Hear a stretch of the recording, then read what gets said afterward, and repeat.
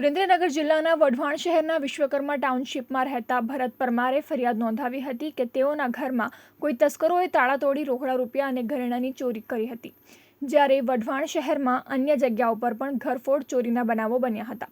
ચોરીના બનાવોની તપાસ કરતી પોલીસે સીસીટીવી ફૂટેજના આધારે તપાસ શરૂ કરી હતી, જેમાં એક આર્ટિકા કાર શંકાસ્પદ જણાતા તપાસનો દોર મધ્યપ્રદેશ સુધી લંબાવ્યો હતો અને એક ટીમ મધ્યપ્રદેશ પહોંચી ચોરી કરનાર ગેંગના આરોપી ભવાનસિંહ ભીષણસિંહ સિંગાડને અંતરિયાળ જંગલ વિસ્તારમાંથી ઝડપી લઈને સઘન પૂછપરછ કરતા આરોપીઓએ ચોરી અંગેની વિગતો આપી હતી અને જણાવ્યું હતું કે ખેતમજૂરીના બહાને તેઓ આવતા હતા અને રેકી કરીને ચોરીને અંજામ આપતા હતા, તેમજ ચોરીને અંજામ આપી મધ્યપ્રદેશ જંગલ વિસ્તારમાં છુપાઈ જતા હતા।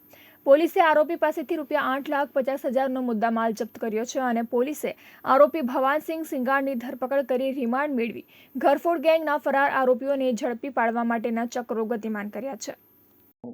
કોમ્બિંગ કરીને પકડી પાડી આ આરોપીની ધરપકડ કરેલ છે, જેનું નામ ભુવનસિંહ ભીષણસિંહ સિંગાડ છે।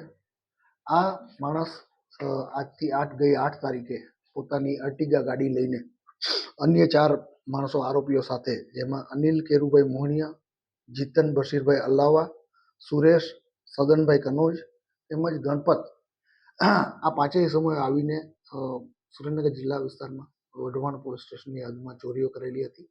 આ 4 આરોપીઓને પકડવાના બાકી છે। મુદ્દામાલની રિકવરી અમુક અંશે થયેલી છે, વિશેષ મુદ્દામાલની રિકવરી બાકી છે। એક ટીમને ધાર ખાતે મોકલવા તજવીજ હાલે ચાલુ છે।